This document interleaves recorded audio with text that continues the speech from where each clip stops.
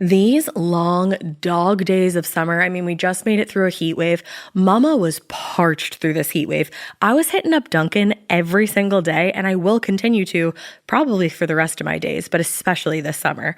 Dunkin' is helping everyone stay cool this summer with its lineup of refreshers.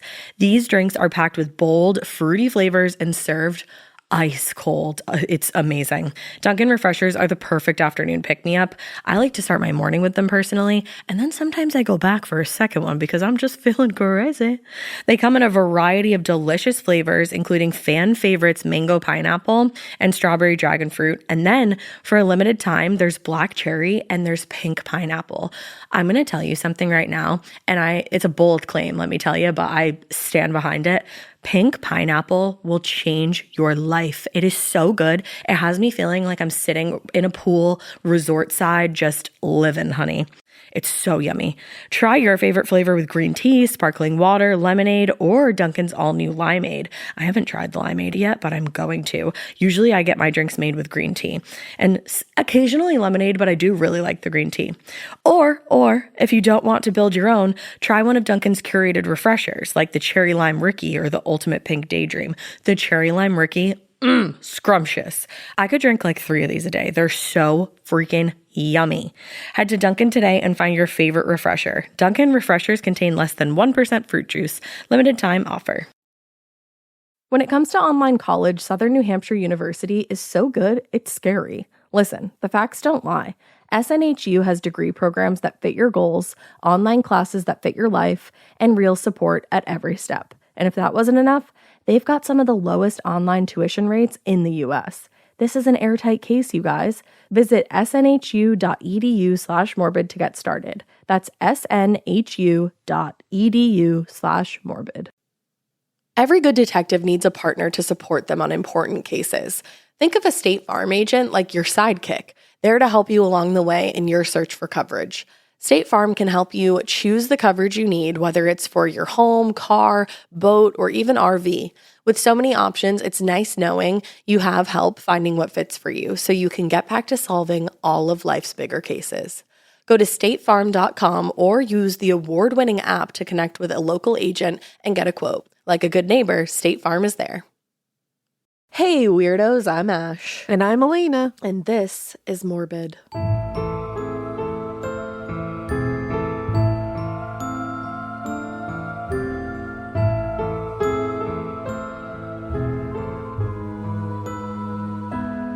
This is morbid. It's morbid.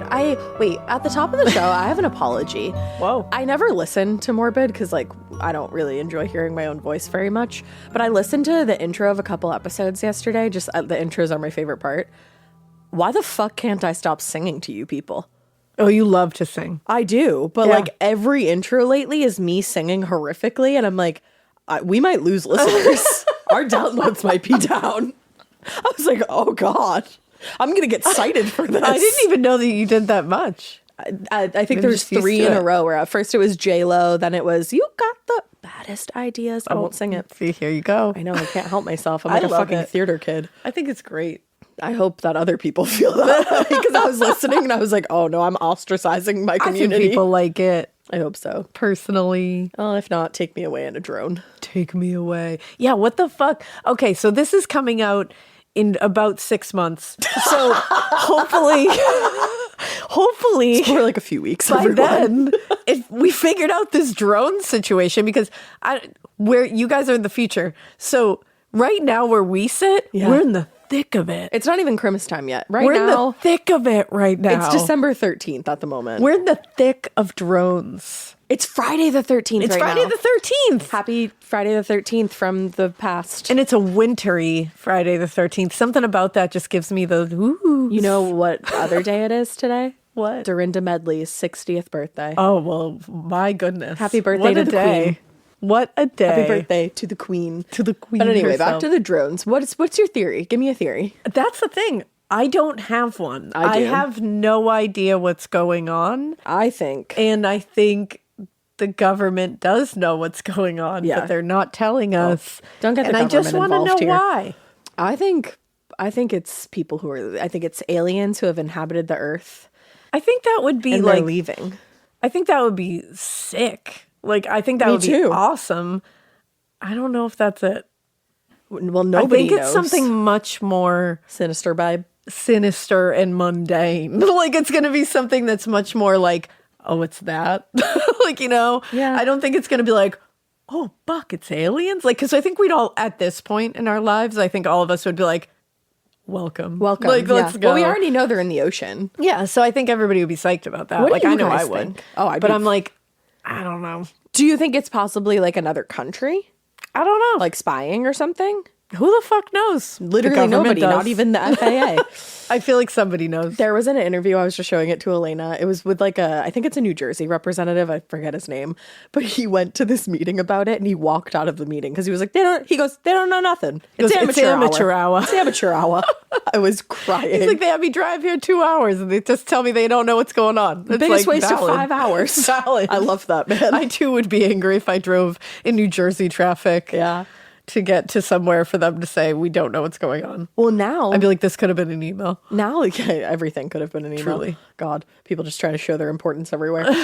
But now they're in Massachusetts. I know, that's the thing. I'm like, well, hey. Yeah, they spotted them in East Hampton last night, which I feel like is so, like, I feel like it could be aliens because remember that whole big UFO in Great Barrington?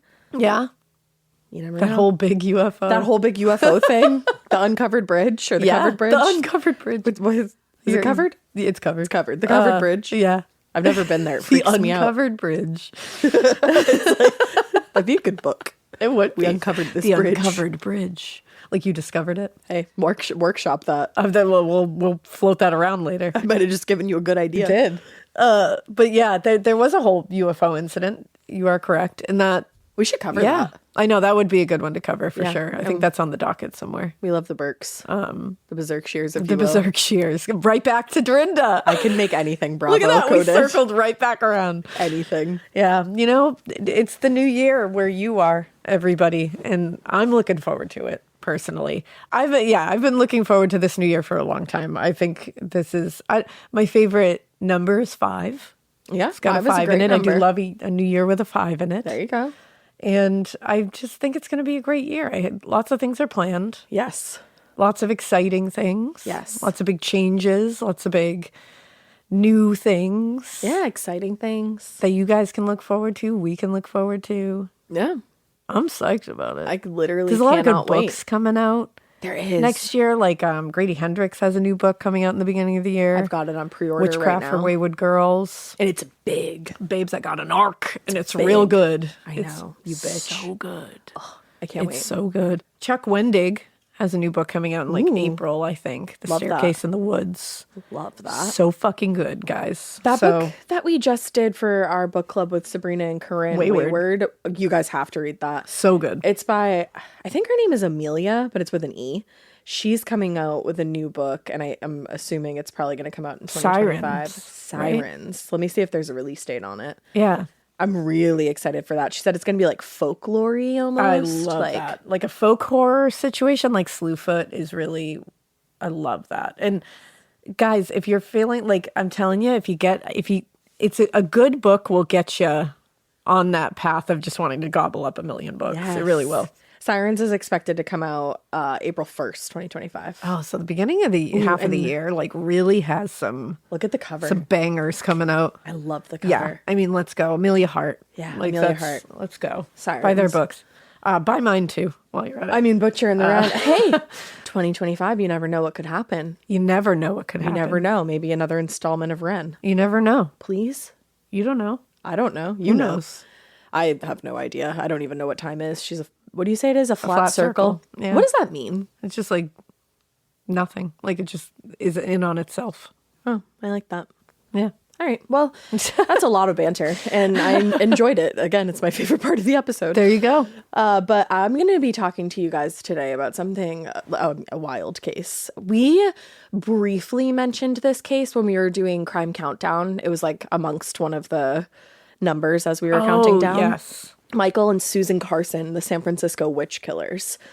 Fascinating case, simply because these two are characters. Yeah. Like, they're real people, obviously, but It's they're... a crazy set of just I don't even know how to describe it. It's just, even just that crime countdown little blurb we Yes. got was like, I'm sorry, what? It's when you just said I don't even know how to describe it. It's indescribable who they are because they're like a mishmash of their own making, and it's also a tragic case because a lot of young people who didn't need to lose their lives did. So let's get into it.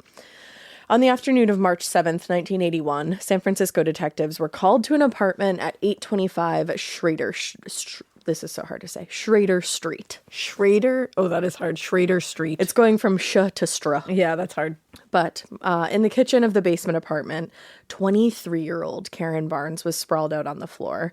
Her head was lying in a pool of blood, and the rest of her body was wrapped in a heavy blanket. Oof. Whoever had killed Karen had left her body there in the corner of the room, stuffed between the counter and the stove. Oh, that's so chilling. Yeah, like very careless. So upon his initial examination, the San Francisco coroner at the time, Dr. Boyd Stevens, determined that Karen's skull had been crushed by repeated blows from a blunt instrument. Ugh. She had also been stabbed 13 times to the left side of her face and her neck. You know what? When you hear something like that, I was thinking about this the other day. I think a lot of times people become, I think the whole world is desensitized to so many things right now. Big time. That I think when you hear, like, hit repeatedly with a blunt object in the head and, like, stabbed 13 times, you're like, whoa, that's crazy. Sit with it. Yeah. Sit with it for a second. Think about what that entails. If you really sit there and think about what that entails, these kind of things will fuck you up so much harder. And I know that's probably not what everybody wants, but that's a lot. Well, to understand the gravity of a situation like that, move your arm 13 times. Yeah. Your arm's going to get tired. And imagine being on the receiving end of that. Exactly. And after you've already been struck in the head however many times. Exactly. Like it hit me with one of our recent cases that I was like really in my head going through how much time it takes and like what that would be like to go through. And it's like, you got to do that. It's overkill. Yeah. It's overkill. It's absurd. But the coroner wouldn't know for sure until he completed the autopsy. But Dr. Stevens was fairly confident that the cause of death was the, quote, moon-shaped cranial injury that had crushed Karen's brain. Oh, God. Based on the limited blood splatter on the wall, though, and the fact that there was no blood on the bottom of Karen's feet, he theorized that she had been attacked in her sleep and was most likely already dead or dying when her killer started stabbing her. My God. You hope that she was already dead just because to experience what she had already gone through and then to add 13 stabs to the face and neck on that, too much. No. Based on the state of rigor mortis, though, he did conclude that Karen's body had been lying there in the kitchen for about 2 days. Wow. Just all by herself. Just 2 days.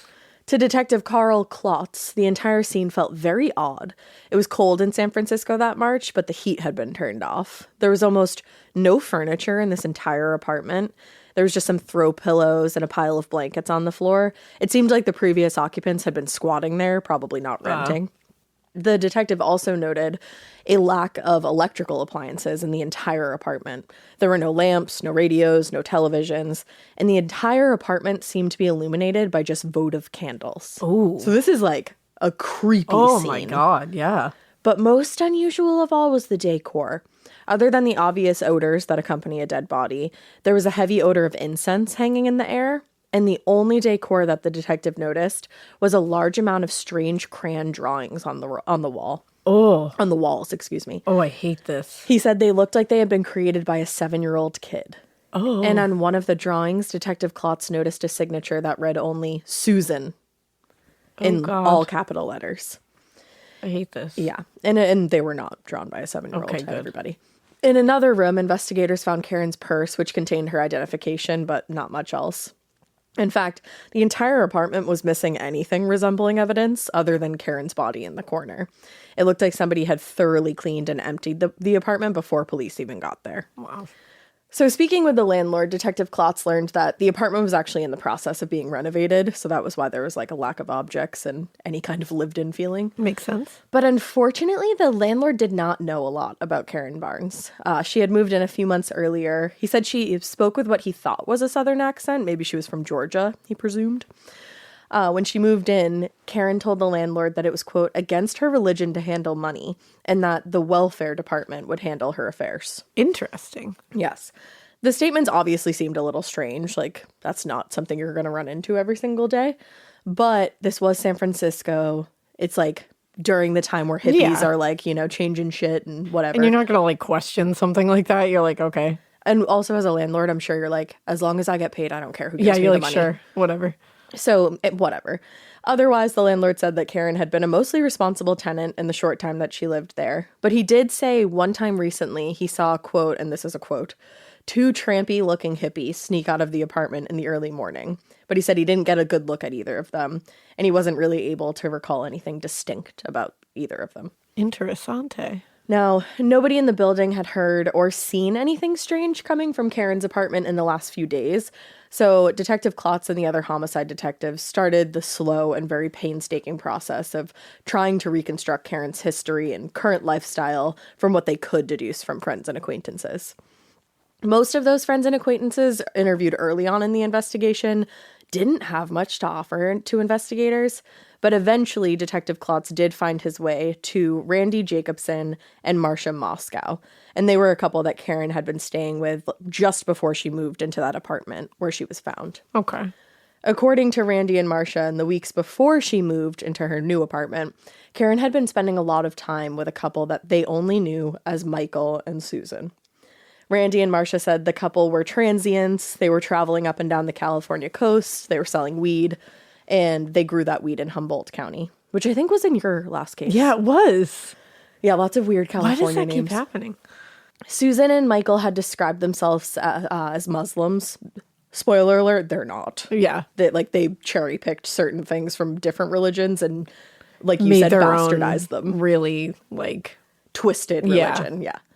But according to Marcia, anytime they stayed at Randy and Marcia's apartment, quote, the stringy-haired woman spent half her time in the closet talking to Allah or meditating in the bathtub with her husband. Interesting. So they're strange characters. Yeah. She also said that Suzan and Michael explicitly rejected more modern aspects of society, like driver's licenses, social security cards, and even electricity. And they spent probably 99% of their time talking about the dangers of witches and witchcraft. Huh. Rude. Rude. Personally offended.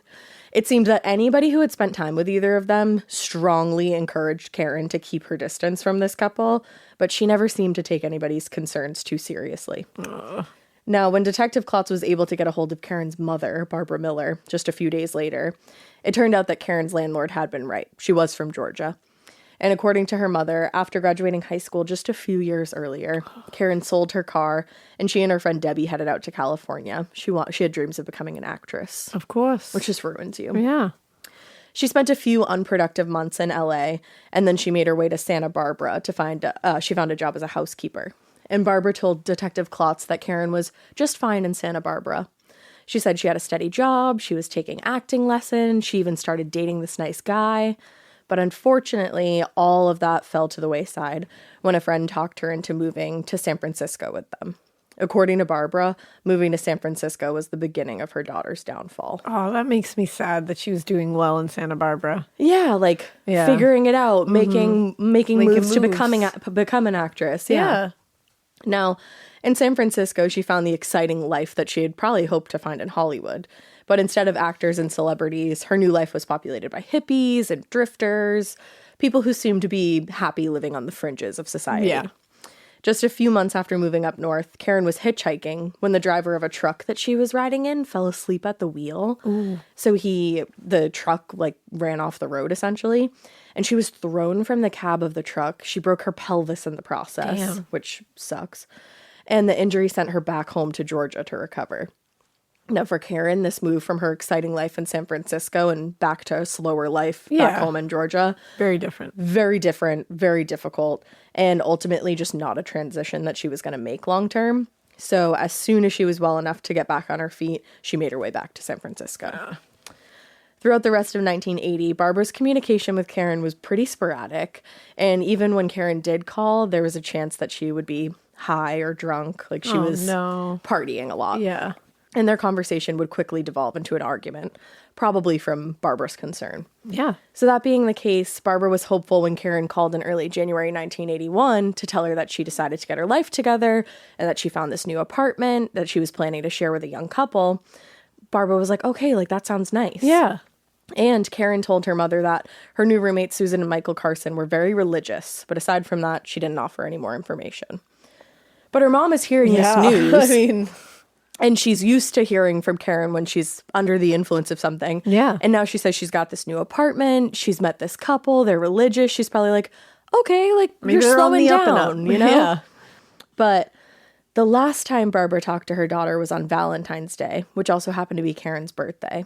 And by then, whatever hope or optimism Barbara had sensed in Karen's voice the last time they talked was completely gone. Aww. She recalled Karen telling her, Mama, this is haunting. She said, Mama, I have this feeling I won't ever live to see 30. I just have a funny feeling. And when I have feelings like this, they usually come true. I can't imagine being a mother and hearing your child say that to you. No. Like, No. I don't know how you recover. And just like the fact that she knew that in Yeah. like somewhere in her body and She mind, just knew. like that's disturbing. Yeah.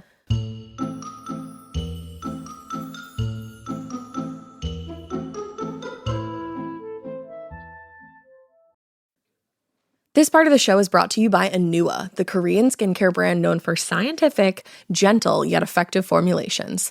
The latest from Anua is the Retinol Collagen Gua Sha Cream, a firming cream with a gua sha-shaped tip built right in. Have you guys heard of gua sha? It's that viral massage tool that moves fluid and tension out of your face. Less puffiness, a snatched jawline, honey, more definition in your face. Retinol firms and reduces fine lines, and collagen keeps your skin plump and structured. This cream has both of those things, arguably the most optimal combo for that snatched, lifted look all in one step. I am obsessed with the Gua Sha cream. First of all, it feels so cool to the touch. When you put that on your face, it's just like, this is lovely. It's like a little spa treatment that you can give yourself. I like to do mine at night after I get out of the shower. I rub the cream on my face with the little gua sha. I'm sculpting that jawline, honey. I got it on the cheekbones. And actually, I had a facial the other day, and the lady doing my facial, the professional, she said, do you use a gua sha at home? And I said, I do. And I said, how did you know that? And she said, I didn't have those little like bumps in my chin or like different areas like that. So she could tell that I was using the gua sha. And I said, oh my God. I just feel like I wake up less puffy in the morning when I do it the night before. But you can do it whenever you want to. I, 10 out of 10, recommend this product. The Anua Gua Sha Cream value set is available at anua.com, already discounted. Use code MORBID for an extra 10% off. That's ANUA.com, code MORBID. Every good detective needs a partner to support them on important cases. Think of a State Farm agent like your sidekick, there to help you along the way in your search for coverage. State Farm can help you choose the coverage you need, whether it's for your home, car, boat, or even RV. With so many options, it's nice knowing you have help finding what fits for you so you can get back to solving all of life's bigger cases. Go to statefarm.com or use the award-winning app to connect with a local agent and get a quote. Like a good neighbor, State Farm is there.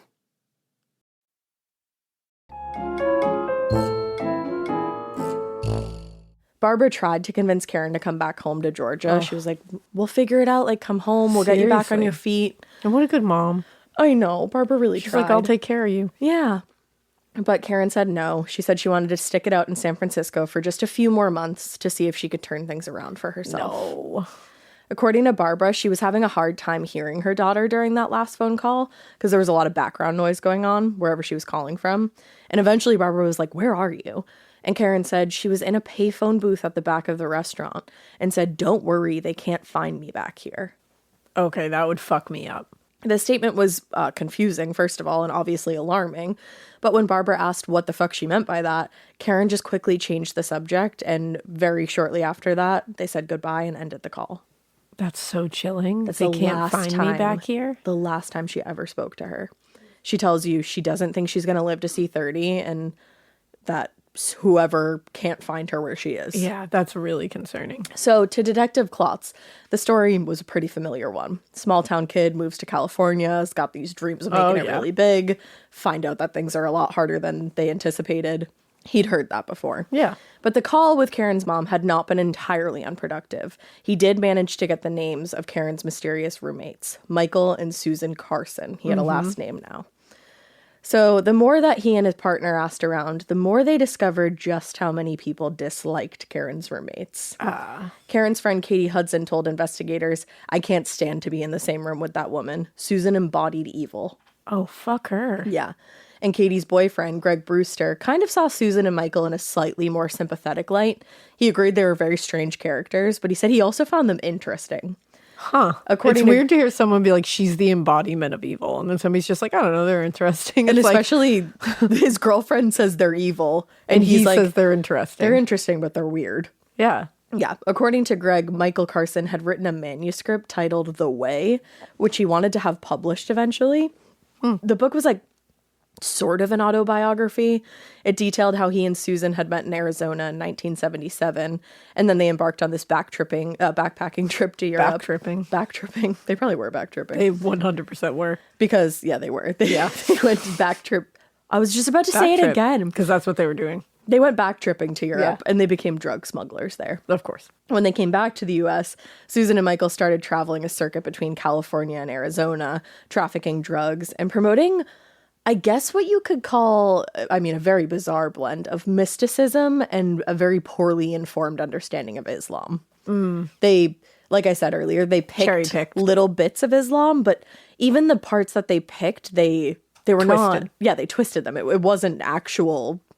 I don't know if it's tenets of Islam. Yeah, honestly, it sounds to me like when people will take little bits of like Christianity and like all these other kind of like Catholicisms and, all that kind of stuff and pull little pieces from it. And sometimes they pull the worst pieces from them and then twist them to be even worse. Yeah. And then make their own little like shit religion. Ball of shit religion. Yeah. It's like, and it sounds like that's what they were doing. It's very culty. It's very culty exactly. behavior. It has cult vibes.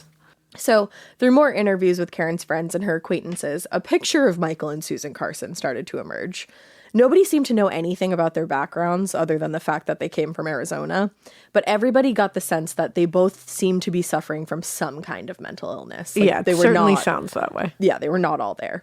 To Karen's friend Lillian, a registered nurse, Michael and Susan, she said, seemed like classic schizophrenics, and that the moment she met them, she got the feeling they were dangerous. Oh, wow. Yeah. That's scary. Yeah. I can understand why people would get that feeling. And obviously, like, you don't want to judge a book by its cover, but Sometimes see them. You got to, man. I love book covers. I do judge a book by its cover, to be honest. I'm just going to be real with you. You got a good cover, I'm going to buy it. And that's that. You don't make your full judgment. Yes. Don't make your like the judgment and sentencing on a cover. Right. But you can take some little bits and pieces, gather some evidence from the cover. And it's also like a gut instinct. You know, like you can follow sometimes that. you see someone and regardless of what they look like, you get a feeling from them. Exactly. Looking at the two of them, you get a feeling from them that they do embody evil. Yeah. You looking? I am. I get a feeling. Evil. I got a feeling. Could be bunnies. It's, yeah. Yeah. That's the thing. Like, there's something in the eyes. The problem, there's nothing in the eyes, actually. That's the problem. Nailed it. Thank you. Nailed it. Yes. Yes. So for the most part, it seemed that the only reason anybody even tolerated Susan and Michael's presence was because they always had, quote unquote, good drugs. Oh. Yeah. Okay. Good reason to be friends with people. Yeah. But by early 1981, even that wasn't enough. The good drugs would not suffice. Okay. According to Marcia Moscow, Karen's former roommate there, when she and her partner Randy came home from a vacation to Mexico, they just found Michael and Susan squatting in their apartment. Can you fucking imagine if you go on a vacation with your mans and you come back home and your old roommate's friends are squatting in your fucking place? No, I cannot. Also, neither of them seemed embarrassed or guilty at all about having, taken full advantage of Randy and Marcia. Awesome. On the contrary, even after Randy and Marcia came back from Mexico, Michael and Susan were like, yeah, we are not going to leave. We're just here. We live here. We're just here. That's a no for me. And it's not like they were just like regular. Well, first of all, they weren't roommates. They were squatters. But they weren't just regular squatters, I guess. They were worse because their constant presence became a very serious source of stress for Marcia in particular. I would lose my mind. They would just endlessly rant about the coming apocalypse all the time. Yeah, and she was like, I can't handle this. Like, we gotta go. That's really inconvenient and also very existential dready. Yes. Yeah. I would cry a lot. And this was like before people went to therapy. So can you even imagine? I'm going to therapy about the end of the world right now. I can't imagine not having that at my fingertips. For real. Even though there were people who were, like, most people were just put off by Suzan and Michael Carson, there were some people within their social circle who had actually had very intense confrontations with them. That's not shocking to me at all. Yeah, no, me either. When Karen's friend Sybil learned of her murder, her first response was, I'll bet Suzan and Michael did it. If you have anyone in your social circle that you'd be like, oh yeah, they definitely did it. My goodness. My God. Yeah. Like, you gotta rethink that social circle. Yeah, move away from that social circle. It. Yeah. According to Sybil, she said Michael bore a strong resemblance to Charles Manson in both appearance and personality. Oh, I thought you were going to just say, like, she was like, he looks like Charles Manson, so he probably did it. I was like, that's not super fair. No, that's not super fair. She said he looks like him and he acts like him. But personality, yeah. So that's scary. He was very intense, very distant, and it was in a way that made her feel deeply uncomfortable.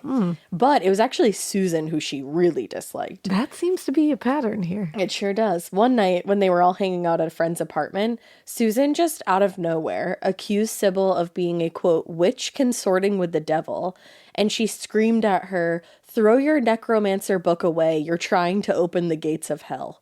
And she didn't yell back at her, hell yeah! I think she Let's said, party! I think she said, what?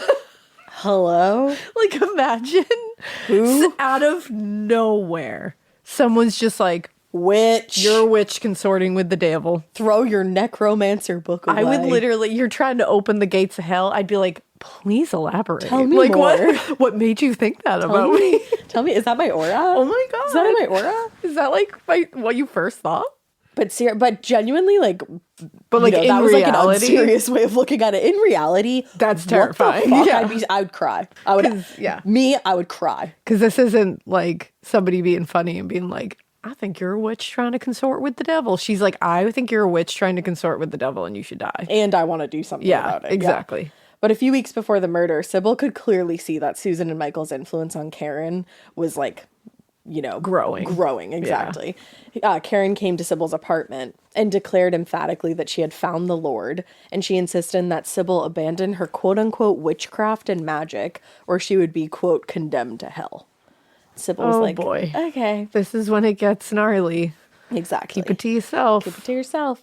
Karen had always seemed pretty naive and innocent to Sybil, and probably more than a little too trusting. Oh. So when she recognized that Karen had become essentially indoctrinated by Michael and Suzan, she decided to keep her distance from all three of them. Yeah. She closed that social circle. Yeah, because honestly, it's like, what do you do? I don't know. When it's like, when it gets to that point, it's like, it's really hard to pull someone back out of that. Well, and you just have to protect yourself. Yeah. You know? Now, by all accounts, Karen Barnes was exactly the sweet, naive young woman that everybody said she was. That makes me sad. I know. And as far as Detective Klotz could tell, it was most likely that naivete that got her into trouble, unfortunately. That's even worse that they prey on people like that. Yeah, and I don't even like to say naivete. It's just trust. She was trusting. Yeah. According to one friend, Karen always went for the underdog, and as soon as she met Suzan and Michael Carson, she was mesmerized and just wanted to help them. Oh. That's all she wanted to do. And they have like cult leadery vibes, so Big it's like time. that, and that's what they do. They prey on people who want to help other people or you know, vulnerable in some way. They hunt them down, exactly. Yeah. Within a few days of the murder, Suzan and Michael Carson jumped to the top of the suspect list, at least as far as Detective Klotz was concerned. But the problem was, in that kind of culture that really existed on the fringes and, you know, was probably pretty resistant to cooperating with the police, finding leads and evidence felt increasingly impossible. Oh, yeah. No one's going to talk. That's the thing. Not everybody wanted to talk. Most of Karen's friends felt like it was entirely possible that the couple had something to do with her death, but none of them even knew their last names, much less where the hell they were. And Detective Klotz and his partner would end up spending more than a year chasing leads that inevitably just went nowhere. Wow. As they and the other investigators on Karen's case searched San Francisco for their suspects, Suzan and Michael Carson were already hundreds of miles away. They had hitchhiked north through California and into Oregon. I said it correctly. The Oregon Trail, you mean? No, it's the Oregon Trail. The Oregon Trail. I can't believe it. I can't either. I refuse. I refuse. I love you guys. Hurt you. In their hitchhiking travels through Lake Creek, Oregon, they met a couple who told them about this abandoned cabin in this very remote section of the Cascade Mountains. They said you could definitely stay there for a while, and you could avoid most, if not all, of society. Whoa. Yes. Where is that place? Can you give me the coordinates? After being pointed towards an old logging trail that led into the mountains, they hiked into the forest and eventually found said cabin. Which I don't really know if you want to go to there, because it wasn't much more than a one-room shack, and they said it probably would have been blown over at the slightest wind. Yeah, it sounds a little bit like The Evil Dead. So I'm gonna stay away from that. Little too remote for me. Yeah. Despite the shitty accommodations, they actually stayed at that cabin in the Cascades for over a year, surviving on whatever they could grow from their garden, their vegetable garden, and whatever food they could scrounge from their occasional trips into town. During this period, and obviously I think because they were so isolated, their paranoia and their bizarre belief system just continued to grow. Because think about it, they are in an echo chamber of their own twisted beliefs, just being echoed back at them over and over and over. And intensified. I'm sure they're trying to one-up each other with their... Yeah, no counteracting ideas either. It's all the same. It's like, let's just keep feeding it. It's yes and. Yes. It's their scary improv. Absolutely. Yeah. And the other thing is, they were emboldened by the fact that so far they had gotten away with murder. Yep, that's always the case. All throughout the year, Michael kept an eye on the regional newspapers, certain they would be named as suspects in Karen's death, but he never saw the slightest hint that the police were searching for them. And even on his occasional trips back to Los Angeles or San Francisco, where he was sure he'd hear something, seemed like nobody suspected either him or Suzan as the killers. Damn. So in the winter of 1981, after an altercation with a couple who lived in a cabin further down the mountain, who Suzan had accused of worshiping Satan. That seems to be her thing. Yeah, it's kind of her vibe. That's kind of her vibe. It's like what she does. Michael and Suzan decided, maybe it was time for them to move on from this cabin. Since they'd been vigilant about checking the papers throughout the year, they were, again, very confident that they weren't suspects in Karen's murder.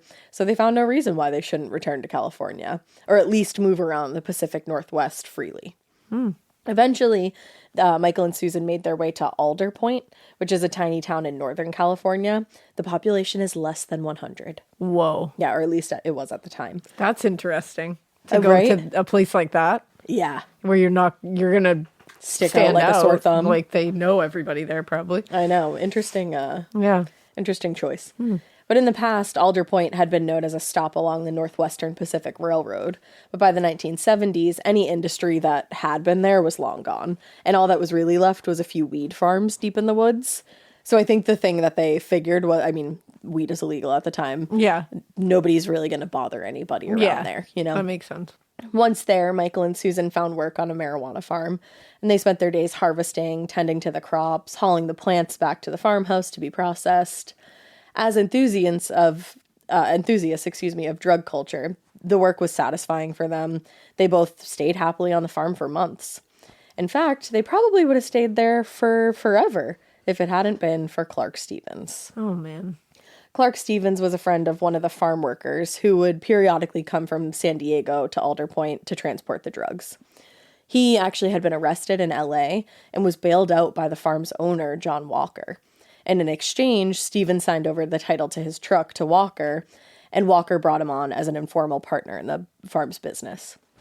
As far as Suzan and Michael could tell, Clark was just another Southern California dude who came north to cash in on the increasingly lucrative pot farms in Humboldt County, and they fucking hated him. From the moment they met, Clark, Suzan, and Michael had been at odds over everything, and even the most casual conversations just escalated into arguments. Have you ever met someone like that you just fucking hate each other immediately? Yes. Me too. Yeah. As tensions on the farm continued to escalate, Suzan became convinced that Clark Stevens was a demon. And I know that sounds funny. No, she genuinely thought he was a demon. Because this is religious mania kind of situation. No, this is not I think, I've thought someone's a demon before in a funny way. Totally. Being they're a demon. They say demonic things. They're the worst. Yeah. This is I think there's a demon yes. here and I need to eradicate, which is not good. Exactly. it's sad because obviously there's some kind of unchecked mental illness there. Absolutely. But it's like you wish that there was people around her that were like, hey, or people around them that were like, hey, you need help. Yeah. Like, and I'm sure there were, but they just ignored it. So things finally came to a head in early May of 1982 when Clark came back to the farm after being thrown off the property just a few days earlier. He was thrown off the property for assaulting his ex-girlfriend, which is not great. But John Walker, the farm's owner, had gone into town that morning, which meant that Michael and Suzan were watching over the farm in case of any unwanted visitors. At first, when Clark got there, Michael said he tried to resolve the situation calmly, telling Stevens that he wasn't welcome on the farm anymore. But when Stevens wouldn't leave, he said things escalated, and of course, after some strong encouragement from Suzan, Michael drew a .38 caliber pistol from his waistband and pulled the trigger. But the gun failed to fire. Oh. Now aware that he was in serious danger, Clark Stevens ran at Michael to try to probably disarm him. But Michael fired a second time and sent the bullet through Clark's lower jaw. Oh. So he immediately fell to the ground.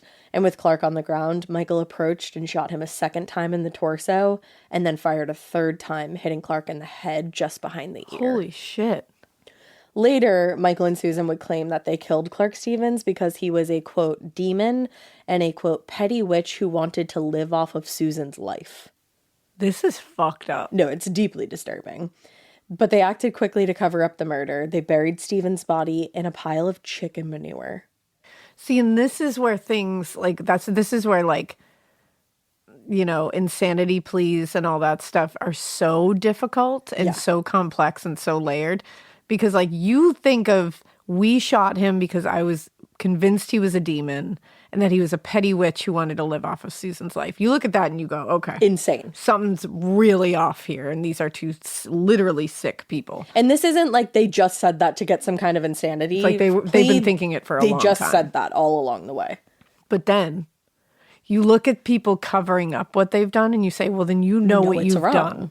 And then when you look at like chicken manure being what they chose, I'm like, you chose that. You chose manure for a reason. Absolutely. And to me, that's like evil. You're evil. You just happen to also have a mental illness. Yes. You know? Yeah. It's crazy. Well, and then they went even further. They set fire to the pile to try to destroy the body. And then they just went back to the farmhouse, and they found that several of Clark Stevens' friends from LA had arrived and were looking for drugs. So they told the group that he was out and he wouldn't be back until later, which again, you know where you're covering up for your shit. But the group decided to stay and wait it out.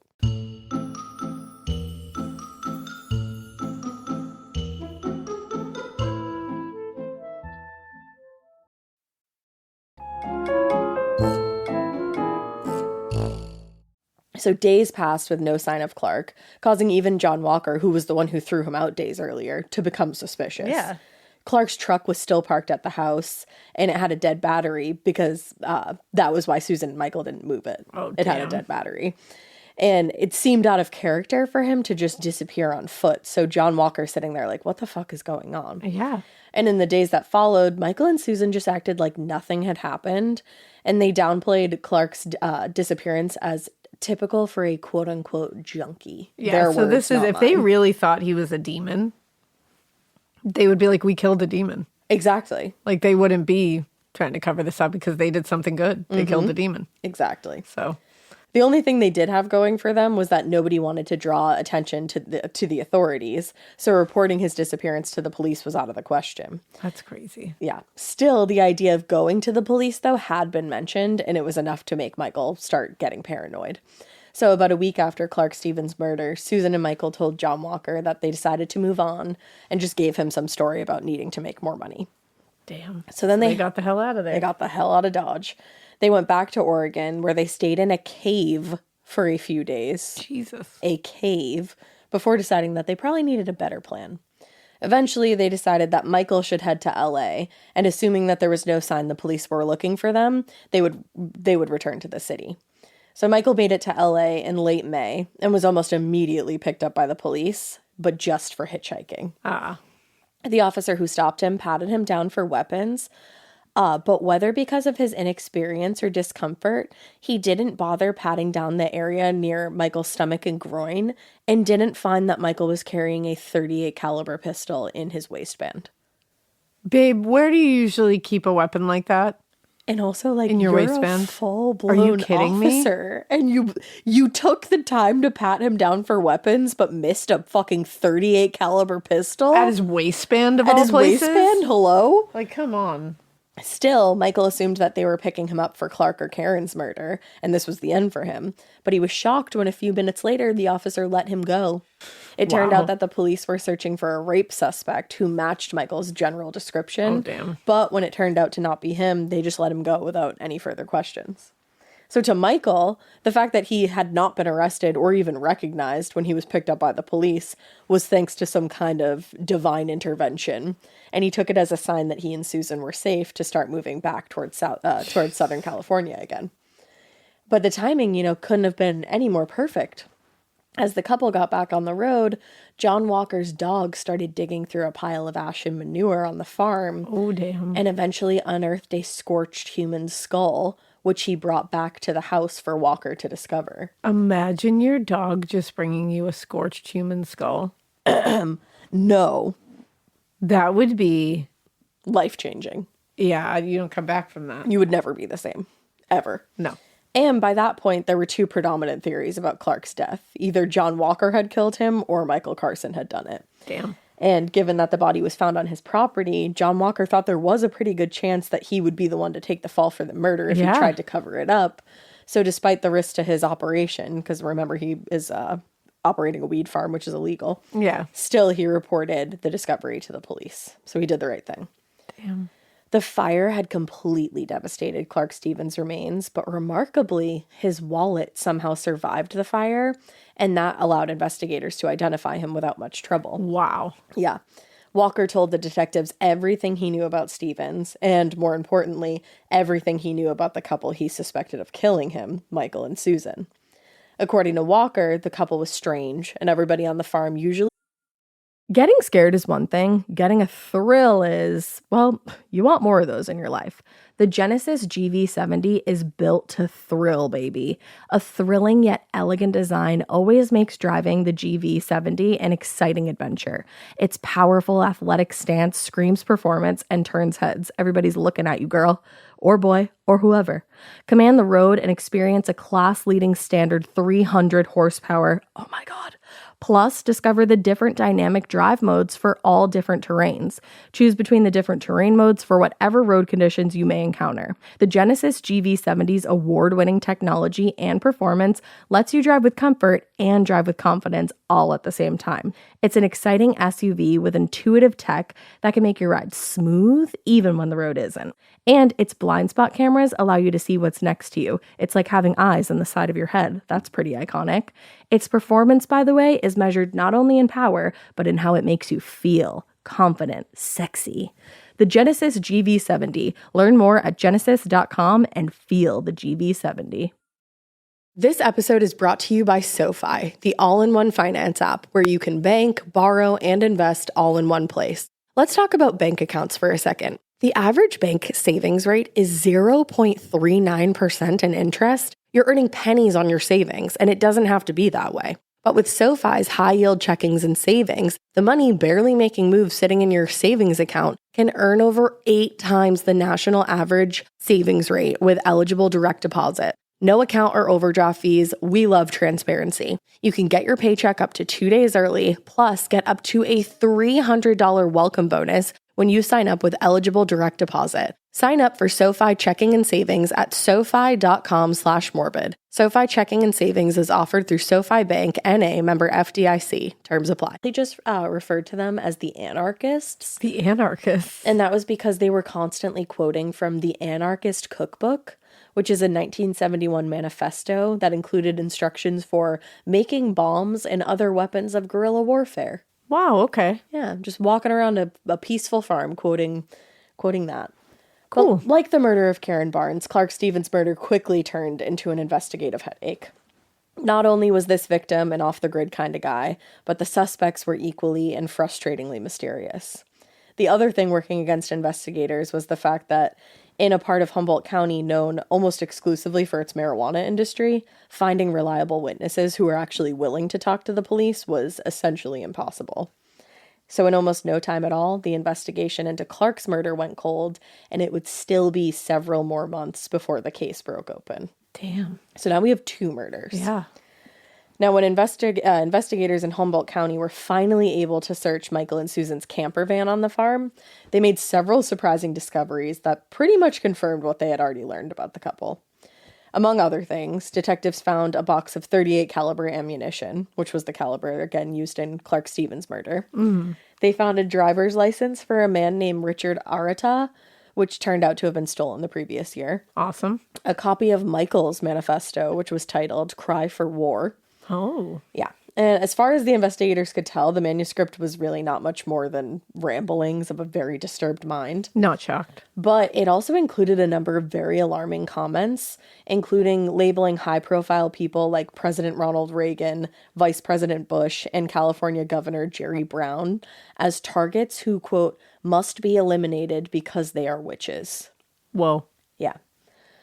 In the days that followed the discovery of Clark Stevens' body, investigators in Northern and Southern California had been in contact and had strong reason to believe that the couple suspected in the Stevens murder weren't just suspects in the Barnes murder, had also had a handful of run-ins with the law in the past 2 years. But the problem was, at that point, Michael and Suzan were off to the wind again. They're just off. And just They're nobody on the knows yam. where the fuck they are. Yeah, they're on the yam. The yam. Michael and Suzan spent months just camping and hiking throughout Northern and Central California. They just retreated deeper and deeper into that shared psychosis, and their delusions were spinning wildly out of control. That's so it's so like yucky to think about. Like think about the stress, the anxiety, the paranoia, the hate, smell. the smell. Like all of that just like makes my stresses my nervous system out to think about. Yeah, the lack of showering. All of it. The lack of Common anything sense. good at Logic. all. Anything. Love, compassion, Love, empathy. Yeah. Anything good. Humanity. Yeah. Any of that. All those adjectives. Yeah. At some point also, Suzan received what she believed was a message from Allah, she said, commanding them to go to Texas to continue their war against demonic forces. Okay. So, in late fall of 1982, they started heading south to do just that. They reached Bakersfield, California on January 11th, 1983, where they were able to flag down a passing truck driver who actually stopped to give them a ride. The driver introduced himself as Jon Hellyar and asked whether they had a joint, which they did. What does that say? Cash, ass, or grass? Oh, yeah. They had grass. They had grass. They had grass. So later during their trial, Michael and Suzan would claim that Jon, the driver of this truck, had attempted to sexually assault Suzan and that Michael killed him in defense of his common-law wife. No. Incorrect. And really cool of you to try to sully that man's name and death. Yeah. Especially when you hear more about this man and what he was willing to do for them, like, you guys can go fuck yourselves. Because before that, Suzan would tell everyone that she immediately recognized Jon as a powerful witch and somebody who needed to be eliminated. They are meeting so many powerful witches. It's crazy. Yeah. Powerful witches everywhere. A few years later, they would also make a similar claim, telling a reporter that they, quote, plotted the death of Hellyar because he was a witch, triple Scorpio, who was making sexual advances toward Suzan Carson, punishable by death under their faith. Whoa. What does the triple Scorpio of it all have to do Not sure. with that? Poor Scorpio. Scorpios get a bad rap. I was just going to say, like, poor triple Scorpios out there. I know. You know Scorpios what? in general get such a bad Yeah, rap. Scorpios out there. This one's for you. I'm pouring a fake thing out. Me too. Pour I one love out for you. Scorpios. Yeah. Anyway, Michael and Suzan changed their story so many times that most of the time to include their weird ideology. So it's impossible to know what really happened next. But what is known is that as the sun started to set over Bakersfield, Jon generously allowed them to stay at his house until the next morning, My God. rather than send them back out on the highway to keep hitchhiking. He was like, poor you know what, man. like, it's the middle of the night, like, why don't you just crash here? Oh my At my God. fucking home. Yeah. What pieces of shit these guys are. And the next morning, he even offered to drive them back to the main road, where they would have been more than likely to catch another ride. He was like, let me get you further out so that you can actually keep going. Like, Yeah. he's just helping them out. Yeah. As they drove, Michael sat anxiously between Jon and Suzan in the cab of the truck, just waiting for the right moment to pull out his gun.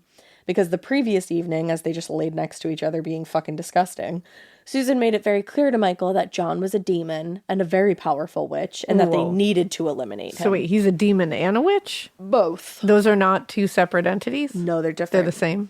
Demon, witch, triple Scorpio. Three all different the same things. thing. Oh, I thought it seems to her like it's all the same thing. It's one guy.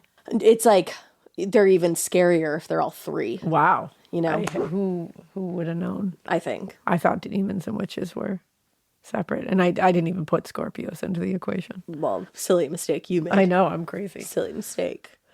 So the time finally arrived as far as Suzan was concerned. They needed to do it that night. Yeah. But Michael was reluctant to do it right then. So the next... Since they're staying in his home. Yeah, exactly. I guess he just didn't want to murder a man in his own Yeah. home. But the next morning, when Jon started to slow down as they approached just a roadside fruit stand, Michael finally produced the .38 pistol and pointed it right at Jon. After a few seconds of confusion, Jon slammed on the brakes and turned off the ignition and jumped out of the truck to run. But Michael was fast behind him, and once outside, they both started fighting in the grass as Michael was just trying to aim the pistol. So just like rolling around in the grass, and Jon's trying to fight him off. Ugh. As they were just wrestling on the ground, Hellyar spotted the guy operating the fruit stand, and he yelled to the kid for help, but the teenager just stood there and stared at them in awe. Oh, come on. And it's like, man. I understand being scared in that situation, but like, you gotta do something to help here. Anything. I don't Just know what. Run the opposite way for help. Yeah, do literally anything. Now uncertain that he could overpower Jon himself, Michael yelled to Suzan for help, asking her to stab him. My God. And Suzan ran over and did her best to, but since they were moving so quickly and sharply, she wouldn't have been able to stab Jon without potentially stabbing Michael. So instead, she tried to stick her finger in Jon's eye to blind him, but she unintentionally ended up jamming her finger into his mouth, which he bit down super hard on and nearly severed her stupid finger. Hell yeah. Yeah. After losing control of the gun, Jon managed to push Michael off of him and ran to the truck to grab his toolbox, probably trying to find something to defend himself. But as soon as he reached the toolbox, Michael fired a shot. The bullet grazed Jon's head and he dropped his toolbox. In an attempt to flee altogether, he ran around the side of the truck and unexpectedly ran right into Suzan, who knocked him to the ground.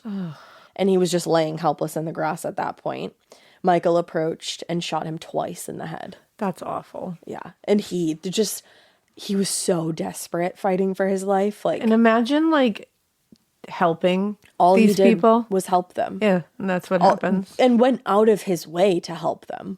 Like, that's crazy. So with Jon Hellyar now dead, the couple started walking back to the truck, and that's when they spotted a car slow down, which the car actually came to a full stop to investigate. Somebody in the passenger seat reached down and grabbed the toolbox off the ground, and then the car sped away. And the incident reminded Suzan and Michael that not only had their crime been witnessed by that teenager at the fruit stand, but also by the driver of the car who stopped to pick up the toolbox. Yeah. And now it was only a matter of time before somebody called the police. Damn. Unbeknownst to them, somebody already had. While Jon was trying to flee the situation, a delivery driver passed the scene and witnessed Michael point the gun and shoot Hellyar in the head. Wow. Michael and Suzan had not made it more than a few miles in Hellyar's truck when 3 Healdsburg police patrol cars caught up with them on Highway 101 after hearing an all-points bulletin that was put out by the Sonoma County Sheriff's Department. Suzan and Michael led them on a wild high-speed chase. It changed directions up and down Sonoma and Napa counties. And in time, the Healdsburg officers were joined by officers from the Calistoga, I think it is, and St. Helena police departments, as well as officers from the California Highway Patrol. During the chase, one of the officers actually crashed his patrol car, and luckily the 2 officers were fortunately uninjured, but it just shows you how insane this was. Yeah. After 45 minutes of very dangerous pursuit, Michael pulled the truck off Highway 29 and actually lost control of the wheel, so they crashed into a ditch. Damn. Which is where they belong. I was just going to say, But get comfy. they jumped from the vehicle, exchanged gunfire with the pursuing officers, and then ran off into a nearby vineyard. Jesus. It's insane. Holy shit. Yeah. Napa County Sheriff's deputies eventually caught up with them. It literally took a few minutes. And that was as they were trying to cross a shallow river. And finally, both of them were taken into custody with no further incident. Wow. Can you imagine? You just go to work one day and you're like, oh, it's like a Tuesday. It might be a crazy day. You never know, obviously, as a police officer, what's going to happen. I can't imagine that you wake up just thinking this is going to happen, anticipating this. This batshit crazy stuff is going to happen to you. Like, no. My God. You're going to come across these two idiots. Yeah. At the time of their arrests, Michael and Suzan identified themselves to the authorities as married couple, Michael and Suzan Bear. Oh. But it did not take long for the authorities to discover that their real names were James Clifford Carson and Susan Thornell Hamilton. What? But now, while Susan didn't quite rename herself, she was spelling Susan with a Z, but her real name was spelled with an S. Just, wow. Okay. She was just being different. Okay. Contrary to what they said, they also were not legally married, but they considered themselves common law husband and wife. In time, pieces of Michael and Susan's past would be unearthed, but those pieces didn't really explain the crimes that they were believed to have committed. Before meeting Susan, with an S, Michael lived with his wife and daughter in Arizona. He has a daughter? He has a daughter. And I don't name her. I think she has done press, but like I don't want to name her if she doesn't want to be named here. So his daughter told a reporter in 2015, when my mom met my father, he was a nice Jewish boy. Wow. Picture this guy, just a nice Jewish boy. Yeah. And look at what he's doing now. Yeah. When his daughter was just 4 years old, I guess Michael started exhibiting strange beliefs and behavior that hinted at possibly an undiagnosed mental illness. Clearly. Yeah. But he never received any treatment. Oof. Even though I'm sure his wife and his family was urging him to. Yeah. But as a result of his increasing instability, the relationship between Michael and his wife started to crumble, and they ended up divorcing. Michael's daughter said, "No one could have foreseen this, especially how weird it got. Typically, your Jewish father doesn't convert to Islam, then to some weird religion where they grow pot and kill gays." Wow. Because that's what they said they were doing. And she was 4 when this all started to happen. He started displaying strange behavior. That's horrifying. And I think his wife was probably like, hey, we got to figure this out. Like, you got to talk to somebody. But well, and it's even worse because it's like at 4. Sorry, I dropped my water bottle, everybody. At 4, you very much like know your father, your parent. You know what I mean? And to have him suddenly turn into a totally different person and then like disappear. Damn. Yeah. Well, and before he left her, some weird shit went down where like Susan was a part of her life, which is even scarier. Yeah. Just wait. Oh God. This girl's mom, though, Michael's ex-wife, she knew what was like. She was like, no, we're not. Is she a real one? This. She's a real one. Okay. So not long after splitting with his wife, Michael met Susan Hamilton at a Thanksgiving party of all places in 1977, and they very much hit it off. Like Michael, Susan was also married and also living in Arizona, and she too had been struggling with mental illness. Damn. At the time, she was married to a newspaper executive and was raising 2 children. I did not see this. No, but her life was sidelined by a schizophrenia diagnosis that eventually ended up ruining her marriage. Michael's daughter told the Daily Beast she was living this posh country club lifestyle before she started using LSD and got involved with my father. This is the most bizarre thing I have ever heard. Same. Like I did not see, I thought these two were just always rolled this way. up out of the dirt like this. Like I thought they were both just rolling through like Pigpen. There's like pictures of Mike. I couldn't find any of, or no, I actually did see one. There's pictures of both of them before, they met each other. Yep. And, I'm looking at them right now. Took the path they did. Absolutely bizarre. She's literally like, it's like what his daughter said. She's a posh country club girly, and he's a nice Jewish boy. And also, his daughter is adorable. Yeah. I saw one photo where she was holding up a picture of them when she was little. It's like heartbreaking. Adorable.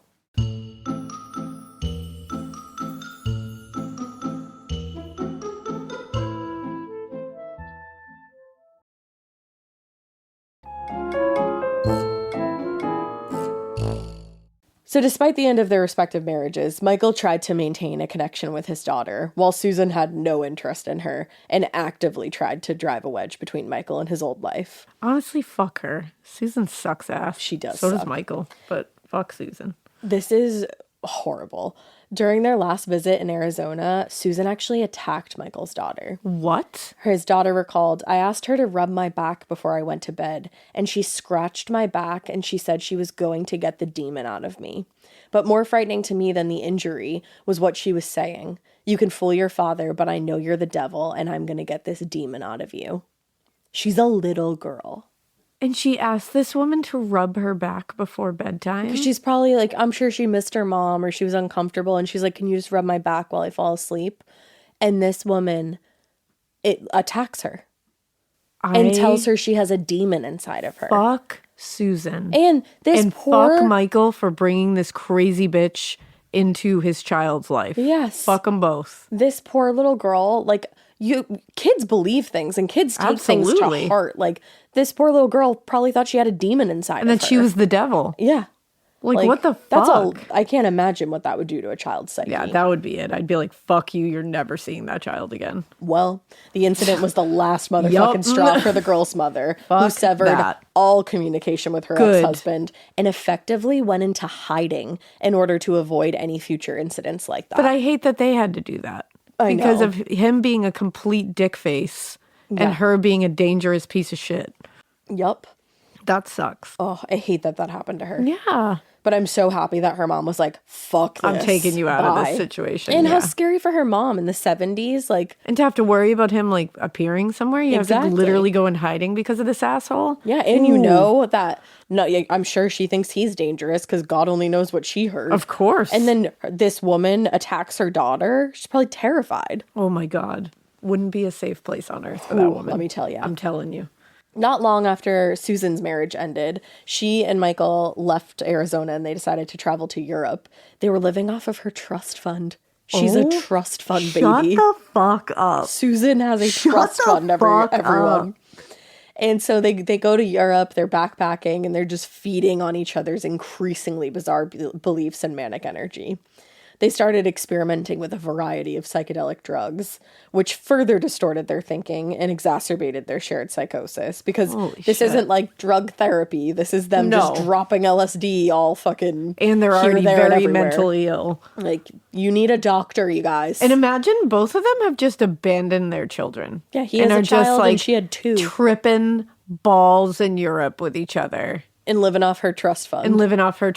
Well, like, just abandon their families. Yeah. What absolute pieces of shit yeah. they were.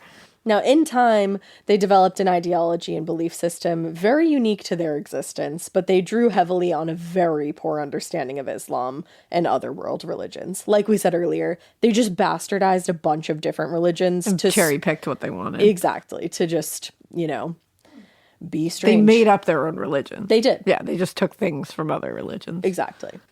And they took things and, like, twisted them and made them very dangerous and awful. Yeah.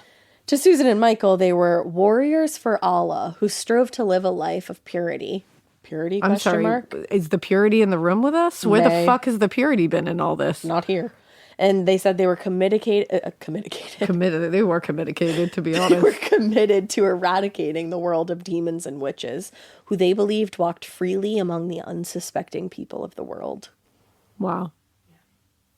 This episode is brought to you by SoFi, the all-in-one finance app where you can bank, borrow, and invest all in one place. Let's talk about bank accounts for a second. The average bank savings rate is 0.39% in interest. You're earning pennies on your savings, and it doesn't have to be that way. But with SoFi's high-yield checkings and savings, the money barely making moves sitting in your savings account can earn over 8 times the national average savings rate with eligible direct deposit. No account or overdraft fees. We love transparency. You can get your paycheck up to 2 days early, plus get up to a $300 welcome bonus when you sign up with eligible direct deposit. Sign up for SoFi checking and savings at SoFi.com/morbid. SoFi checking and savings is offered through SoFi Bank, N.A., member FDIC. Terms apply. Getting scared is one thing. Getting a thrill is, well, you want more of those in your life. The Genesis GV70 is built to thrill, baby. A thrilling yet elegant design always makes driving the GV70 an exciting adventure. Its powerful athletic stance screams performance and turns heads. Everybody's looking at you, girl, or boy, or whoever. Command the road and experience a class-leading standard 300 horsepower. Oh my God. Plus, discover the different dynamic drive modes for all different terrains. Choose between the different terrain modes for whatever road conditions you may encounter. The Genesis GV70's award-winning technology and performance lets you drive with comfort and drive with confidence all at the same time. It's an exciting SUV with intuitive tech that can make your ride smooth even when the road isn't. And its blind spot cameras allow you to see what's next to you. It's like having eyes on the side of your head. That's pretty iconic. Its performance, by the way, is measured not only in power, but in how it makes you feel confident, sexy. The Genesis GV70. Learn more at genesis.com and feel the GV70. I'm not really sure how to respond to that. That's good. That means I think you're normal. Yeah. When they returned to the U.S. from Europe, they lived a somewhat nomadic lifestyle, traveling up and down the California coast and into bordering states. They were trafficking drugs and just living off the grid. Yeah, just abandoning their kids and just living off the grid. Yeah. You know? Fun. And it was this lifestyle that put them into contact with people like Karen, like Clark, and John. All people who did not need to ever come in contact with these pieces of shit. No, not at all. While the press dug deeper into Michael and Suzan's backgrounds, the authorities did their best to get any information out of the couple, but they would not budge. Both were being held without bail in the Sonoma County Jail for the murder of Jon Hellyar at this point, but they refused to speak to investigators about themselves or the crimes that they were accused of committing. During their arraignment in late January, it gets super bizarre. Their trial and It gets more bizarre? their pre-trial and their trial is so bizarre. During their arraignment in late January, Michael declared that he and Suzan were, quote, political prisoners. No. And were victims of a, quote, conspiracy to deprive them of their right to a public trial. False. Incorrect. The arraignment was repeatedly derailed by outbursts, including an hour-long delay after Suzan angrily opposed the presence of her public defender. Her public defender. Christ. She told the judge, "I won't let that man near me. He is not my attorney. He will never be my attorney. My husband's attorney is my attorney." Whoa. Incorrect. The arraignment of Suzan and Michael Carson was, for those involved, the first glimpse into a long journey ahead of them as far as a trial went. Nearly every statement made by their respective attorneys, or even the judge, was met with outrage, mostly from Suzan, who demanded that they be tried together, and even went as far as to threaten to starve herself until that demand was met. So just let her. Exactly. When the judge insisted that they be evaluated by a psychiatrist, Suzan again reacted with defiance and told the judge, "Doctors? We don't do doctors. They are like swear words to us. We do not have diminished capacity. We are perfectly sane." Debatable. Debatable. Debatable. Debatable. I'm also And I like, love doctors. That's like a swear word. It's like, wow. I'm also like, I love that doctors are like a swear word to you, which like a swear word is bad, but you're full-blown murderers. Yeah. Like Hello? straight up murderers. Like you kill people. Like kill and plan to get away with it. Yeah. Murderers. But and plan doctors the are, like, murder swear ahead of time. words. Like you are murderers. Yeah. Yeah. Suzan and Michael's antics in and out of the courtroom obviously had the press in awe. They all watched and waited for any new updates in the case and as it unfolded in the months that followed. When they showed up for a preliminary hearing in early March, Suzan and Michael stood next to each other in matching maroon jail jumpsuits, just whispering and giggling like children. And they've killed people. Killed people. Remember that. Killed people. Yeah. And this is a preliminary hearing, and they're like, LOL. So funny. I hate it. I hate it so much. When Judge Gary and Antolini threatened to sanction both of them for their disruptive behavior, Michael shouted, "Long live the IRA, death to the Queen," and was immediately removed from the courtroom. I mean, now you're just saying shit. You're just being Yeah. disruptive. Despite their obvious mental illness, there was no denying that they both enjoyed being in the spotlight. Clearly. And they very much sought the attention of the press whenever they could get Yeah, it. they liked this. And they made provocative statements on purpose to get their course. attention. For example, when they complained to a San Francisco journalist that they weren't getting enough coverage in the San Francisco press, their statements only strengthened the investigation into their connection to the murder of Karen course. Barnes. They're like, maybe we did this. Yeah, like I want more attention. And it's like when you see like real mental illness, it's so different from this. Like, this is clearly mental illness. I'm not some saying they're sort. not mentally ill, but I'm saying a lot of this is attention-seeking behavior, and it's like, and a lot of that is sane thinking behavior. Yes, 90%, I Yeah. would say. By the end of April, they had started reaching out to various journalists I mean, that's themselves.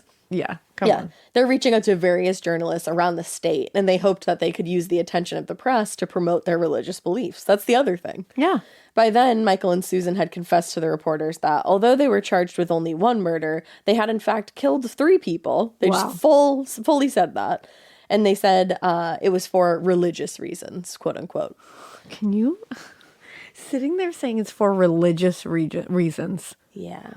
You killed someone for religious reasons. I'm like, and then you're trying to convert people to your religion. What about thou shalt not kill? Yeah, that's apparently not part of theirs. Hello? Yeah, Like they I left said- that one out intentionally. Like I said, cherry picked. Exactly. And this is just awful. According to Michael, witchcraft, homosexuality, and abortion are all causes for death. And they were only following Allah's orders when they carried out their crimes. What does it say about abandoning your whole family or hurting a child on purpose and telling them that you were going to remove the devil out of them physically? They didn't pick that part. That wasn't in there? No, not in there. Not in their but special But witchcraft, subsection. being gay, and abortion. Yeah, Yeah. let's do that. Totally. I'm also like, that's weird because no one you met seemed to have, I didn't, that wasn't part of any of the story. Yeah, I didn't see any of it. So what? Wow. In May, Michael and Suzan held a press conference where they confessed to killing Karen Barnes, Clark Stevens, and Jon Hellyar. Michael told reporters Suzan ordered each killing, as Suzan sat beside him and just smiled widely. She was like, yeah, I did. Oh my God. I want to punch her in the face. Same. Like, violence is not the answer, but I want to punch this woman in the face. Violence is not the answer, it's the desire. It's true. According to Michael, Clark Stevens had, quote, abused Suzan sexually. Nope, no evidence of that. And he said, therefore, he had to be killed. And despite their confession, when they appeared before a judge in mid-May for the murder of Karen Barnes, both entered a plea of not guilty. I'm sorry, what? Can we rewind to the press conference you held? Roll tape. Eventually, they would both rescind those confessions to all 3 murders and pleaded not guilty to all of the charges. Awesome. It seems like, obviously, the courtroom antics and outrageous statements were an attempt to strengthen the plea deal of diminished capacity. For sure. But I didn't seem to work. Yeah, it didn't seem to work at Yeah. all. They were unsuccessful. In January 1984, Michael Carson was deemed mentally competent to stand trial in San Francisco for the murder of Karen Barnes. Judge Claude Parasso told a reporter he is articulate, this court cannot find that he's incompetent, and indicated that Michael had agreed to cooperate with his defense attorney. So it's like, it's also like once they realized that they weren't going to get any kind of Yeah. plea, they slowed it all down. Of course. In May, Michael and Suzan went on trial before Judge Parasso and a packed courthouse. As had been the case up to that point, the trial was constantly derailed by the defendant's wild and usually incoherent statements.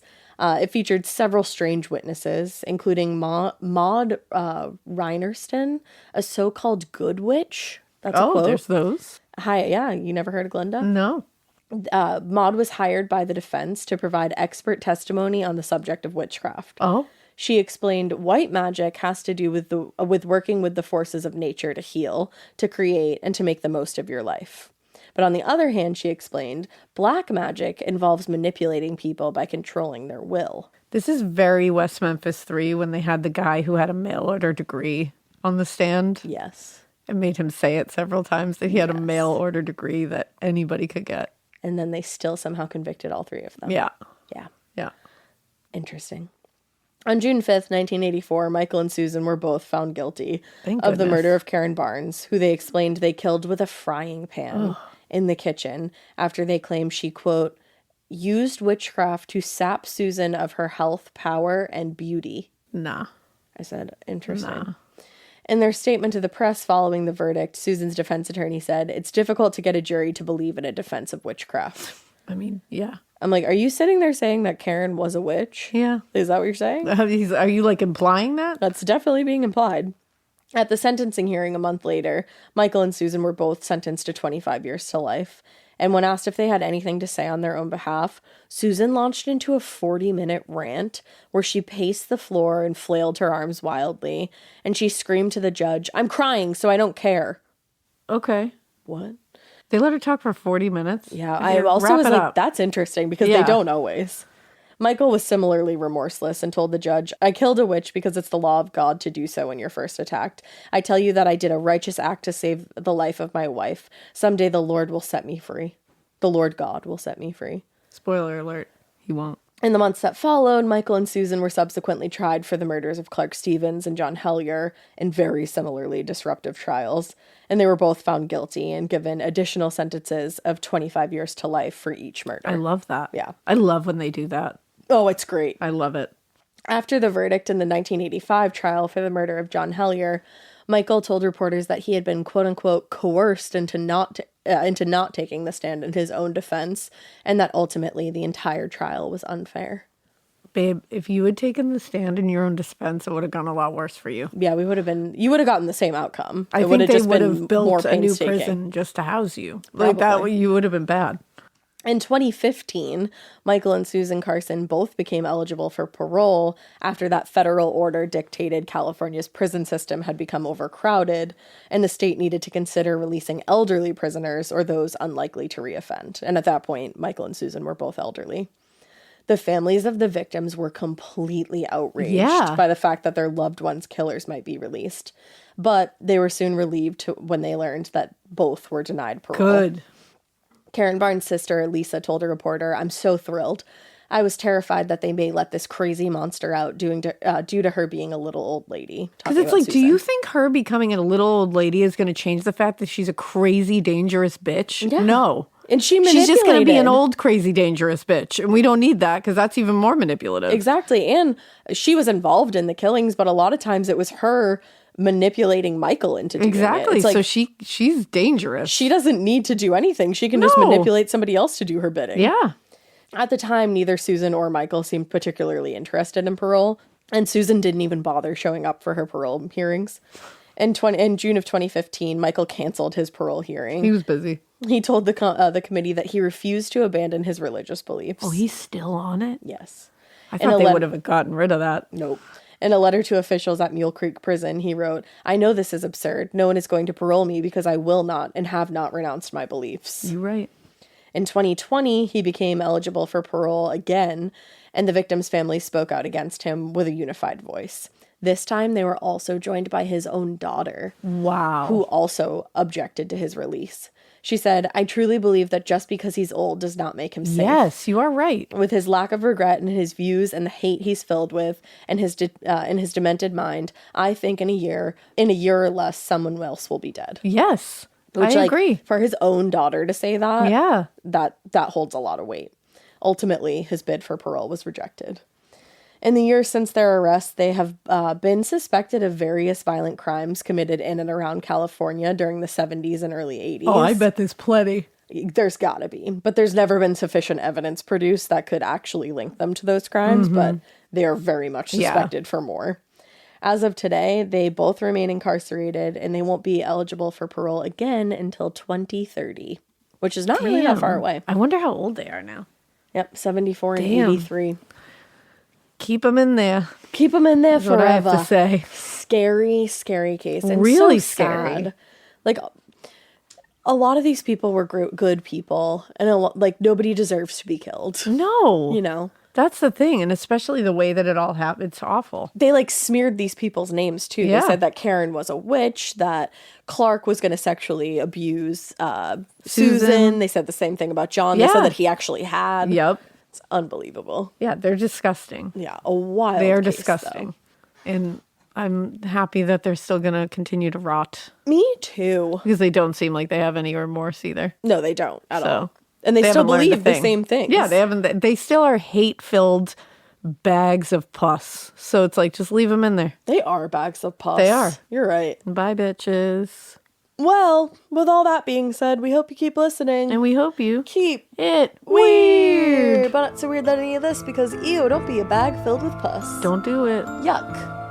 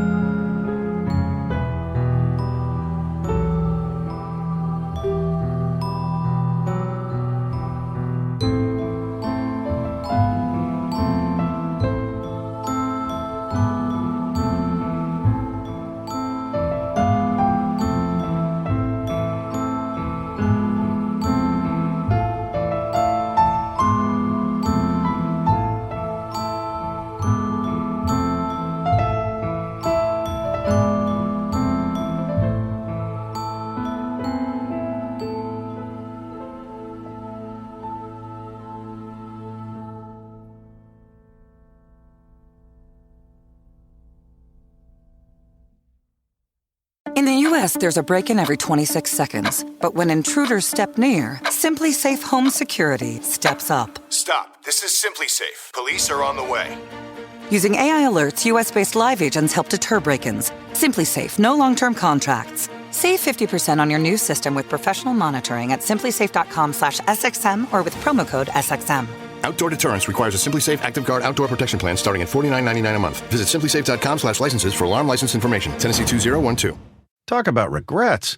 We all know someone who's been in a car accident and said, I don't need to call a lawyer, only to regret it after their pain and damages were worse than expected. When someone hurts you, you deserve to be compensated fairly. Morgan & Morgan is America's largest injury law firm, fighting for the people for over 35 years. Injured? Visit forthepeople.com/podcast. That's forthepeople.com/podcast. Their fee is free unless they win.